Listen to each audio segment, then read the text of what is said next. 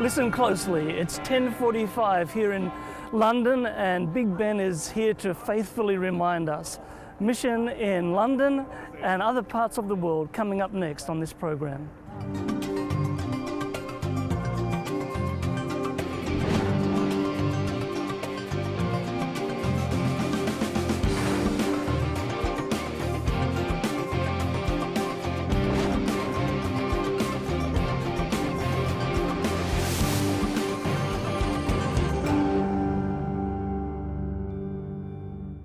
Hello and welcome to Mission 360, coming to you today from London, the beautiful, the historic and the cold city of London. Behind me you'll see this famous landmark, Big Ben. This is the world's second largest four-faced chiming clock and it's remarkably reliable. Every quarter hour you'll hear the chimes and on the hour you'll hear the big bell sound. The noise that you hear is said to be a variation on the air, "I know my Redeemer liveth." And in this secular city, that tune is a gentle reminder that our Redeemer does indeed live, our Redeemer and our Creator of all things, including time. And it's a reminder that the seventh-day Sabbath is still something God has created for human beings that is very special. And on today's program, we'll see a group of creative young Adventist people take the concept of the Sabbath literally to the streets as they take a Sabbath sofa, place it in the middle of the street, and connect people to the concept of the Sabbath created by our Redeemer.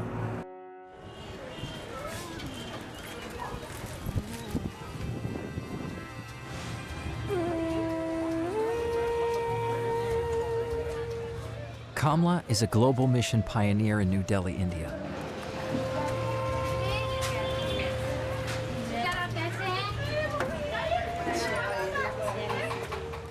Global mission pioneers are sent out to start new groups of believers in unreached neighborhoods. Kamla speaks the language. She knows the culture. She mingles with the people.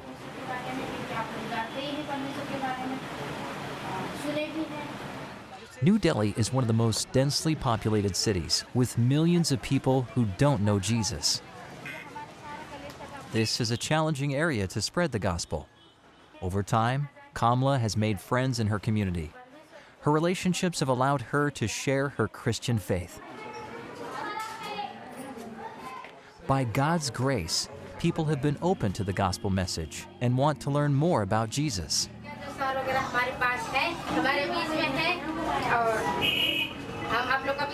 Kamla speaks every Sabbath to a growing congregation that meets in this small room.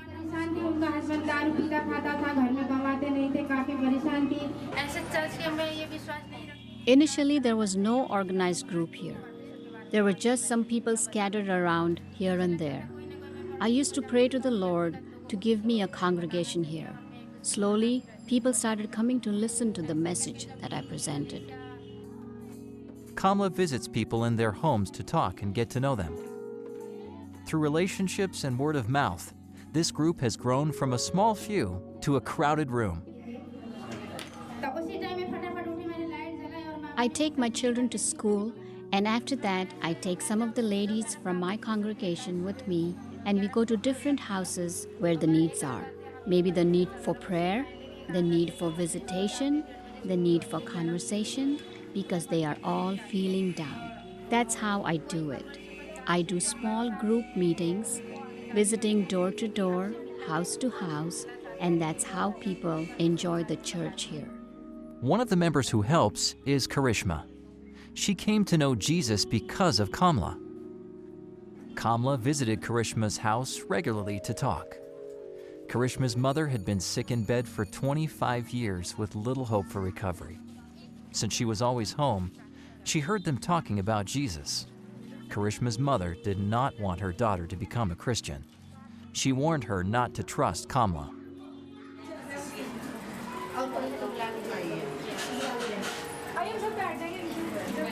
Karishma didn't want to upset her mother, but she truly believed the Adventist message.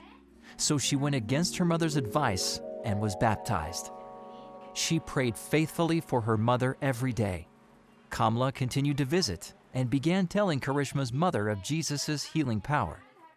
Eventually, Karishma's mother accepted Jesus into her life as well. As soon as she accepted Jesus into her life, she was able to walk again. After 25 years of sickness, she was healed. God's healing power transcends all impossibilities. As congregations like this continue to grow, so does our world's population. Millions of people around the world don't know Jesus. Global mission pioneers are working hard to keep up with the great need. Please pray for global mission pioneers like Kamla, who are sharing Jesus' love. Thank you for supporting mission.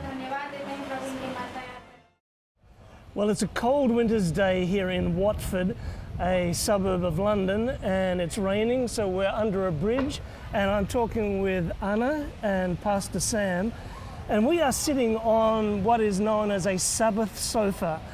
Anna, what is a Sabbath sofa? The Sabbath sofa is a place where people can sit down and rest and take a break from the craziness of life. Okay, and this is a portable sofa. Yes. Okay, where did this idea come from, Sam?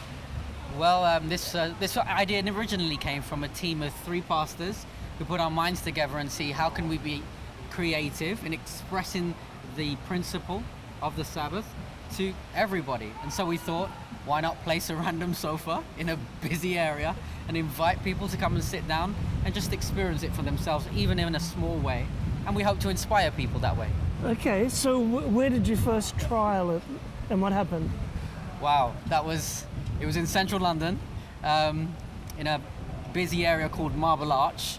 One of my friends and Pastor Vili Costescu helped me out to set it up. We set the sofa in a van and we came down into Marble Arch, and I was initially very scared to do it.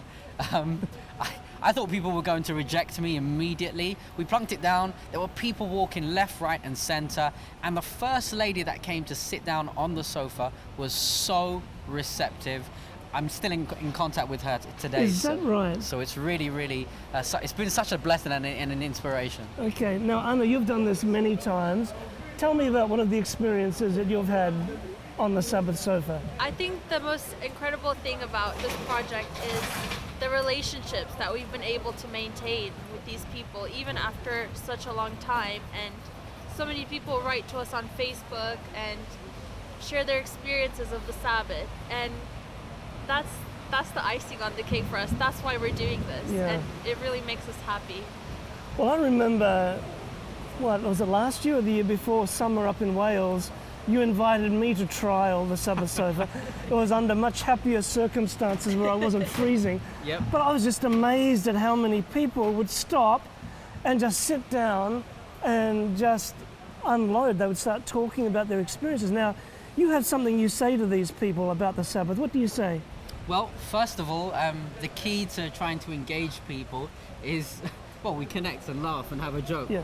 And after we kind of try and break down that barrier, I ask people to imagine with me a world where they could take 24 hours out of their busy schedules, from a Friday sunset to a Saturday sunset, and rest. I ask them to, what does a day sound like that to them?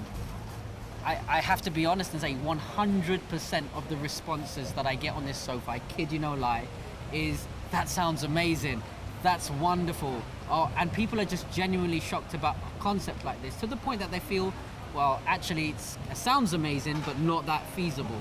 Yes. And at that point, I guess I neatly come in and say, well, it's funny you should say that, because there happens to be 18 million of us around the globe who do this regularly. So it's an opportunity to inspire people about the conversation of the Sabbath and who we are in terms of our identity as well. I remember from that one experience of people would sit down, they would just visibly relax, and then when you'd say that to them, they would say, oh, if only there was 24 hours. Anna, what sort of things do you do beside the sofa to back up what you're doing? Anna? We have a very strong social media part of our project. So Sam and I do weekly challenges for people where we do a Sabbath sofa challenge, and it's different things. We ask them different ways that they can experience the Sabbath. Yeah. So either if it's just enjoy the nature or call up someone you haven't spoken to in a long time. It doesn't have to be something big. Yeah. And we also produce infographics that we post every day on the Sabbath Sofa, just to keep people engaged and remind them of the Sabbath. Yeah. And I saw those little cards that you have as well. Yes. If you can dig that out so we can show the viewers. Yeah. It's a. That's the front and that's the back. So it's got the links for the social media and the website. The, Yeah. the beautiful thing about these particular cards is they're simple. Most people don't want to be lumbered with a whole bunch of books and stacks of and things. It's very simple. You put it in their hands, and people are willing to go and check it out. And it's really quite inspirational how people respond to it. So. Yeah. Tell me another story of someone who had the Sabbath Sofa experience. Okay. All right. I'll tell you a story about a Jewish guy who came and sat on the sofa. We were in Soho, and In London. in London, Yeah. yes. I rehearsed this speech, and obviously it changes per person. And I remember this guy came and sat down, and I was going through the speech as I'm used to, and I said, "Well, have you ever heard of the Sabbath?" And he said, "Yes, I have." And he sort of took me by some. Oh, I wasn't ready for this. So you have? Yes, I'm a Jew. Oh. Yeah, we invented this. Really? And that's almost exactly what happened.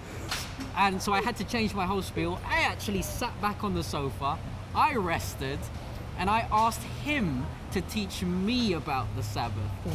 And I was absolutely blessed when he broke down the Sabbath in such a way where he basically said the Sabbath is the time for God and man to spend intentional time together. And that's from the words of a Jew. So that was one experience where I got taught about the Sabbath, Yeah, which wonderful. was pretty awesome. Yeah. What have you had any negative responses? Have I had any negative responses? I'm struggling because I can't. No, because it's a Sabbath blessing. Yes. Yeah. The most negative response that we've had would be the Sabbath is a great idea, but it's not feasible. Right. But Not then- practical. And it's not practical. But by our experiences, we show them that it is. Exactly. So that's about as negative as it gets. Because it's a positive experience. So, Anna and Sam, thank you so much for sharing with us about the Sabbath Sofa. Thank you. Thank you. And I very want to much. see hundreds of these in cities around the world. Well, let's hope so. Yes, that's what we want as well. Definitely. Viewers at home, pray for those involved in the Sabbath Sofa, and maybe this is an idea that you could try at home. And you can go to the website up on the screen and find out more information. We'll be back right after this break.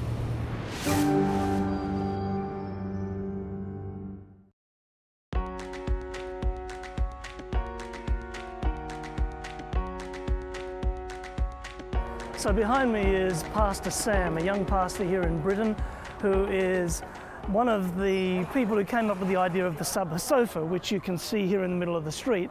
And Pastor Sam has this vision of introducing the concept of a Sabbath to people, busy people walking down the street. And he and his team have trialed it in many, many different places, and it's just amazing how people react and open up and talk about the busyness of their life and how they're open to finding a little bit of peace every week. And when the concept of the Sabbath is shared with people, the idea of 24 hours a week where you can be immersed in family, friends, get away from materialism, get away from work, markets, busyness, shopping, all that sort of thing. People really love the idea, which should be fairly natural since it was created by God. So Pastor Sam is talking with some people. It's a very cold day here in Watford, just outside of London, and so most people are just trying to keep warm, let alone stop and sit down at a sofa. But let's see what happens. Hi, my name is Sam. What's your name? Liza, and Terry. this Nice is to meet you. this is my friend Gary. Hi Terry, and Hi, sorry Gary. Liza. Okay, hi. Yes. So I'm assuming that you saw the sign. Did you notice what it said? Yeah. Are you tired? Have a seat. So are you tired? I'm a little weary. Okay. I can always sit down when there's a comfy piece of furniture. But you're looking pretty relaxed, actually. Yeah? Yeah. Okay. We've had a relaxed afternoon. Yeah, we have. Well, that's good. A day off work? Half a day for me, and you were working from home earlier. Yes, I was, and it's now 4:30 for any of my employers who are watching, so I am finished for the day. Okay. So, can I ask, in general, in terms of your lifestyle, do you tend to work long hours? It varies. Yeah. You're 9 to 5 most days, aren't you? Yeah. And I'm sort of all over the place. I can work any hours, day or night, really. Okay. All right. We're trying to gauge whether, well, Watford in general, people in general, society are exhausted. If I was to say to you that we generally are like machines that keep going and going and going as a society, would you disagree or agree with me? I'd say that every machine needs fuel and that can be exhausted. And I would agree that the majority of Western society is fatigued. I think there's serious issues with stress and exhaustion in general. I mean, a lot of people who I know have genuine sleep issues. I'm lucky I still get, a 7 or an 8 hour sleep, and I can do that effortlessly, but I know that that's rare for a woman of my years these days, to be honest. Okay, all right. What do you mean of your years? You're not that old. Well, late 30s. Okay. Yeah, I would agree with Liza. I think you can quite easily forget where the stop button is, or that you're actually allowed to press it. And I think we've recently rediscovered our stop buttons, haven't we? Yeah. After being part of the machine for a long time and getting ground down within it and by it. But we have recently discovered that we've got a stop button, and we're fully allowing ourselves to press it on a frequent basis, I think. I've had to wrestle him to the ground. Okay. Not literally. I'm really happy. I'm really happy that both of you have identified that, and you're really making effort. Well, it seems so that you're making efforts to try and, I don't know if medicate is the right word for it, but It is, it's self-medication. okay. It is. So it's Medical medication. It's very consciously done. You've got to fight for it, you know. so it's evident that in society, people keep going. What's the solution? To remember they've got a stop button and that they're allowed to press it regularly, I think, for me. Yeah, and of course there's like socio-economic factors that come into play there, and depending on the lifestyle you want to keep, you've got to be real with yourself. Okay. You know, just all these people busting a gut to have immaculate homesteads and immaculate gardens and keeping up with everybody's ideal expectations. So we've got a concept that we'd like to get you to think about. We'd like you to imagine something. Gary, would you like to tell them a bit more about it? Well, just if you were to imagine that every week for 24 hours you could just switch off. So in that 24 hours there's no shopping, there's no business, there's no getting on the internet to check up on your stocks and shares if you happen to have them, and you just invest that in family and friends and rest. How does that sound? Sounds like a wonderful idea. Yeah, dream come true, eh? Do you think it's feasible Absolutely. Yeah. It is. For most people. for Western society?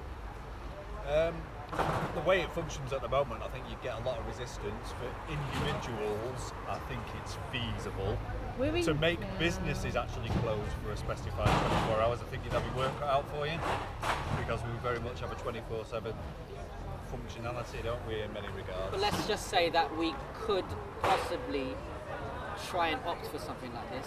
Would it give much more positivity to us as human beings? I think it would. I grew up in a time when shops closed half days Wednesdays and shops were never open on Sundays, and nothing happened on a Sunday. We didn't have a telephone in the house. We did have a TV, we did watch that, but it was very much a family time. And yeah, going back to that, I don't think would be a bad thing at all. In fact, we're quite a rare breed in that sense, in the fact that we don't watch TV Okay, in our home, and we still read books, and Play our games. child has very limited access to technology in general. We're aware of the fact for our older children that they can get consumed by this idea of being plugged in, and actually we prefer our family to have downtime. so These guys. yeah. So would you find it strange to learn that in my entire life, for one day a week, I have never watched television, I have never worked, and I went through university and I did absolutely no study, and done exactly what I just described to you. Does that sound strange? 1 day per week. 1 day per week, No, every it week of doesn't my sound life. strange at all. I think That's like a Sunday in our perfectly house, feasible, possibly. and it sounds like an excellent idea. Yeah. And congratulations for putting it into practice. Yeah, Thank you very keeping it much. going, definitely maintaining it. So there's actually 18 million of us who try our best to do this globally, and one of them and some of my team are here doing that. We try to adopt this ancient concept called the Sabbath. Have you ever heard of it? Yeah, it's a A holy- link to Judaism. Yeah, a day of rest. Okay. Yeah. Judaism, it's Saturday, isn't it, usually in the UK? Yes. Christianity, Sunday. Yeah, the mainstream. Okay. Yeah. We also believe it from a Friday sunset to a Saturday sunset is the main and most busiest time within Western society. I believe it, and I think we believe it, that it can really dramatically change society. Yeah. And so we're here today to introduce you to the Sabbath sofa, which you're sitting on. It's Very been in comfortable. various different locations across the globe, here and there, so you're fortunate to be on it. And we'd like to inspire you today to experience the Sabbath for yourself. You've described essences of it in little ways in your own life, and I commend you and applaud you for doing that. And we really hope that you can discover the Sabbath in a special way for you. So we're here today to inspire you, to tell you you're not a machine, and you can experience the Sabbath too. So thank you very much. Sounds very Thank you good. very much. Yeah, thank you. Nice to meet you. Thanks, guys. Thank you very much. Thank you. Would Nice to mind meet you. if we- Well done. The Sabbath sofa is a creative idea. It was a brainchild of just 3 young pastors here in Britain who got together, prayed together. How can we make a connection with the community? And you don't make much more of a connection than putting a sofa in the middle of a busy street. And it's just amazing. I've witnessed over and over how people come and sit down, take a seat, and then you start talking to them about the busyness of life, the stress of life, and one after another they say, life can be exhausting. And when you introduce the concept of the Sabbath, the 24-hour rest that God gave us, their faces light up and they say, oh, if only. And this connection is continued because, as you see afterward, Sam talks to the people. He makes sure that they get a photo together and then says, we're going to put this photo up on our Facebook page. And so that connection continues because I'll go to the Facebook site, Sabbath Sofa, to see their photos. There's the links where they can continue to keep in touch via social media. So it's a tremendous way to keep up that contact, to mingle with people, and to make that connection for Jesus Christ.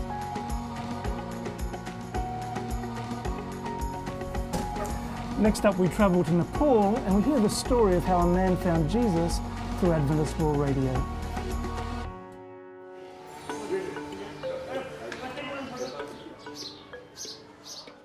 Rajesh Hada is the studio manager for Adventist World Radio in Nepal.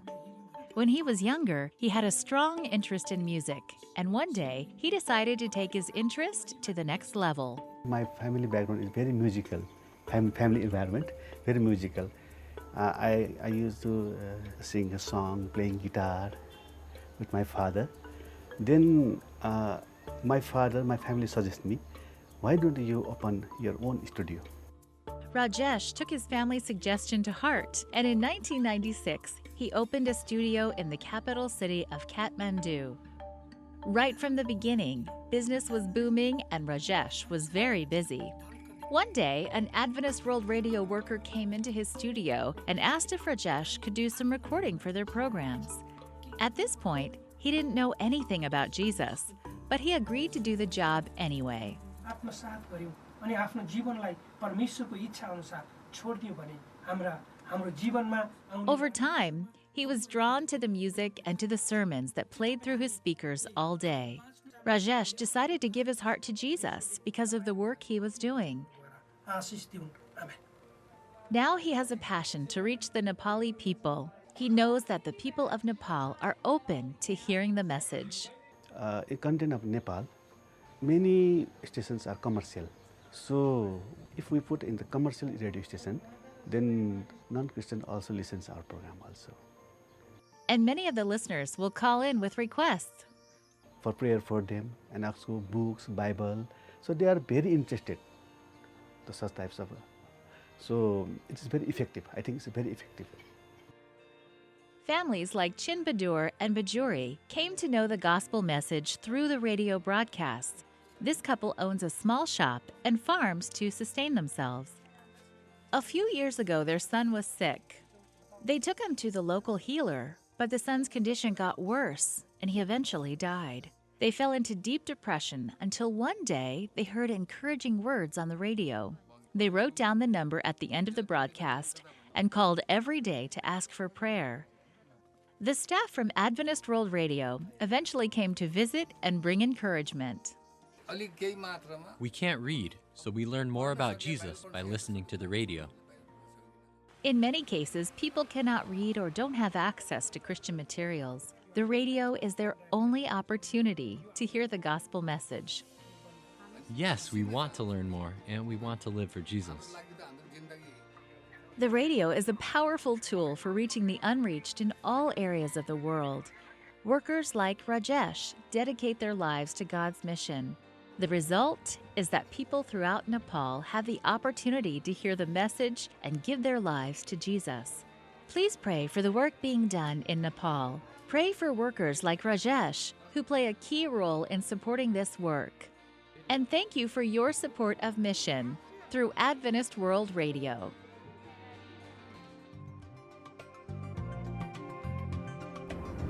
Well, I hope you've enjoyed today's 360-degree view of mission around the world. From huge cities like London to more rural areas, many people are sharing the light of God's love. And thank you so much for your continuing prayers and financial support for mission around the world. Before we go, I'd love to send you a small gift as a small thank you for your continuing support for mission. If you live in North America, we'd love to send you a small gift. It's this book, God's Great Missionaries, full of inspiring stories of God's missionaries in the Bible and how the principles of their life and work still apply today. For Adventist Mission, I'm Gary Krause, and I hope you can join me next time right here on Mission 360.